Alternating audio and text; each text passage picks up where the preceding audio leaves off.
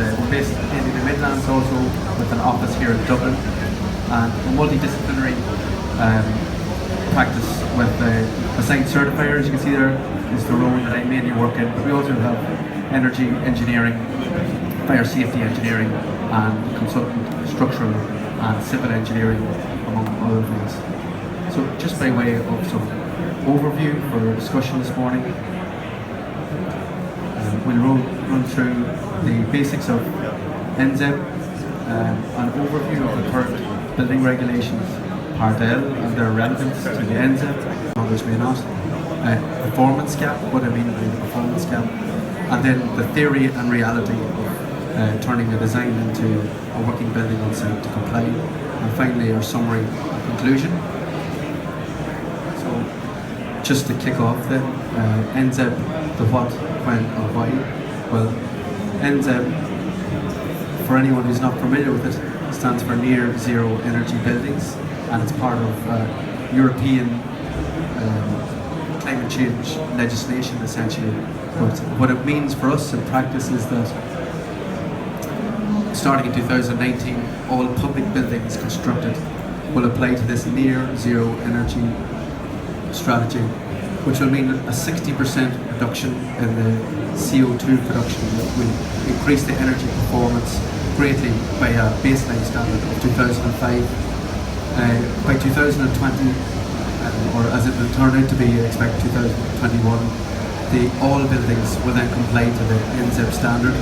And as I mentioned, at the bottom here you see the EPBD, the European Performance of Buildings Directive, part of our climate change legislation essentially, suggests that we will reduce the energy requirement or reduce the CO2 production of buildings significantly in order to address climate change and that 2 degree or Celsius change that we want to see enacted. So, building regulations, Part L, stands for our conservation of fuel and energy.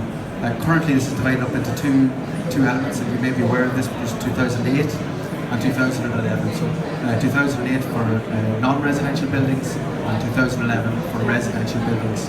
And this information on the screen you'll see has come courtesy of the Department of Environment, and in this case we're looking at where are we going to next. So you'll see here that Part L, we're looking to make a percentage improvement using a baseline of 2005. Well, there's currently legislation under review or discussion, which is for 2016 Part L. And although we expect that this is going to be revised or maybe pushed back into 2017 at the earliest, but we're looking to make that 60% improvement on the baseline standards. And this is in order to make it a sort of seamless breakthrough with the near zero energy buildings for public buildings come through in 2018. But as I said just a little bit earlier, we expect with the legislation being a little bit behind, and also when we talk about 2018 for near zero energy buildings, that'll be expected to be Q4. So the first buildings we're likely to see at the earliest will be the first quarter of 2019. So that'll have implications for BCAR and for designers and assigned certifiers. I'll just give a little bit more background on that.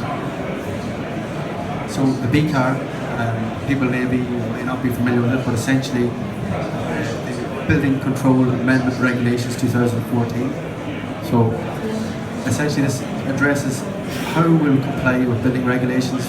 Previous to this, it was the role of the designer essentially to design a building and to sign it off on completion of construction, and for most building owners this resulted in a certificate of compliance with both building regulations and planning permission quite often.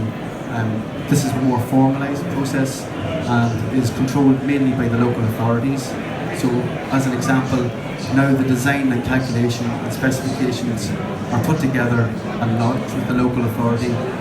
At the beginning of the programme, before you commence on site, we show how compliance will be achieved, and a certificate, or the various designers will provide a certificate to say how the building complies, or to sign up and say the element that I've designed will comply with building regulations.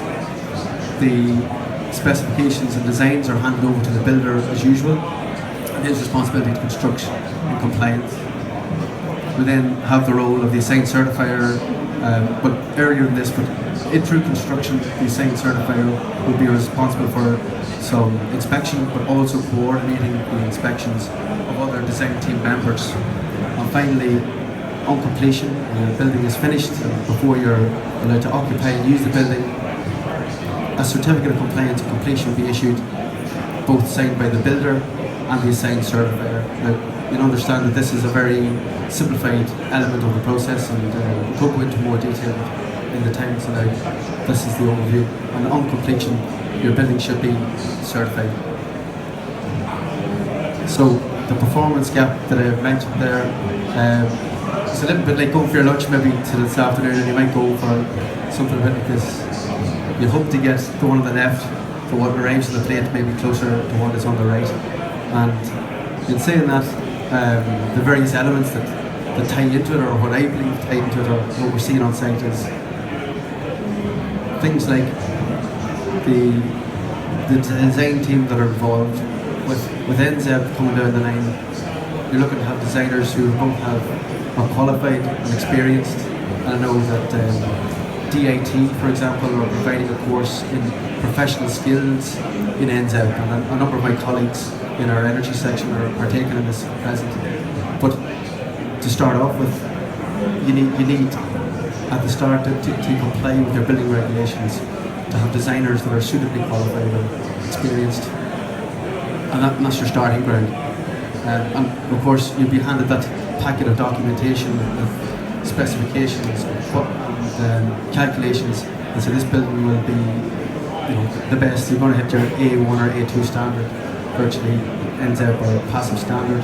But then you come to site, and enacting that on site can be a different thing, because as you can understand, builders have to make money, they have to make a profit, they have to construct a building, and there's an unquantifiable element that I would often see there, is the buy-in from the builder. And I suppose in terms of the assigned certifier's role, we often have brought in before tendering, and we're able to give that input at tendering of how can we reach compliance, how can we reinforce what we need from the builder in order to comply, and importantly also what we need from his subcontractors, how can we give advice there. But I suppose maybe by way of a short example, in terms of buy-in, ORS have been involved in a sample project with the Department of Education on two passive schools, one built in Wicklow, I think, and the other in Meath. And the interesting thing was the role of the two builders, or what we define as this buy-in. One builder with experience in passive designing took probably what we call an adversarial role, more contract-led in their approach to delivering the building. The other, probably with less experience in terms of passive design and delivery of a passive building, but really we saw from an early element was a lot of buy-in. They gave really good instruction to their subcontractors.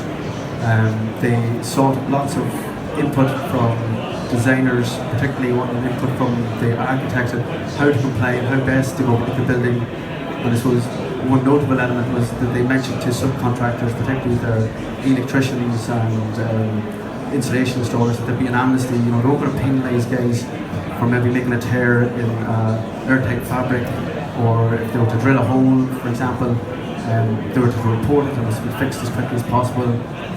Time and cost, perhaps maybe more of an issue on the other job that I referred to. And when it came to compliance checks and in order to hand over the building, substantial problems and cost input were found in, we'll say, Project B, where the adversarial approach was in place, leading to delays and leading to a slower delivery of the building, and it cost the builder money in the long run. All through not having that, it's unquantifiable for an element. You need that built-in buy-in.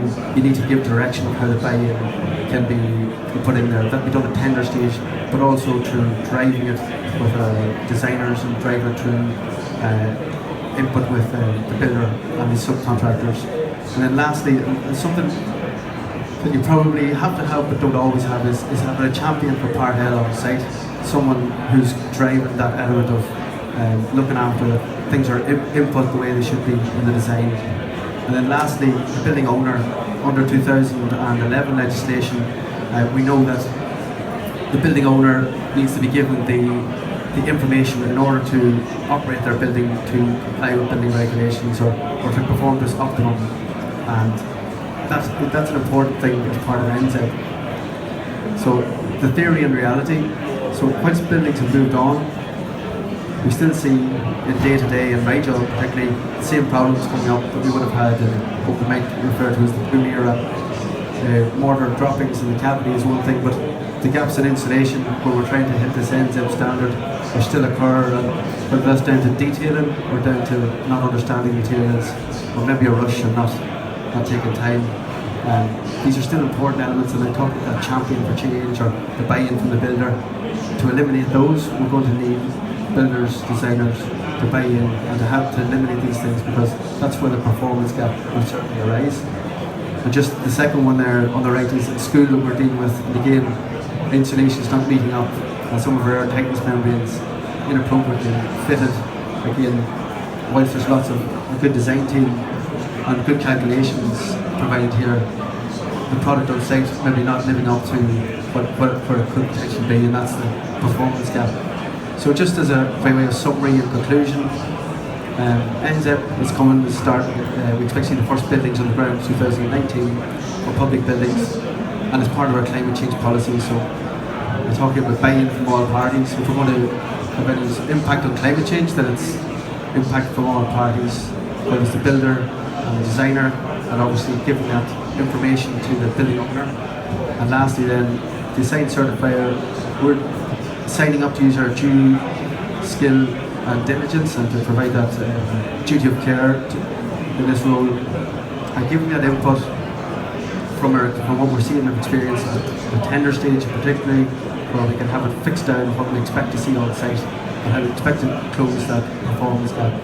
The assigned certifier has a leading role to play there. So thanks very much everyone, thanks for listening this morning.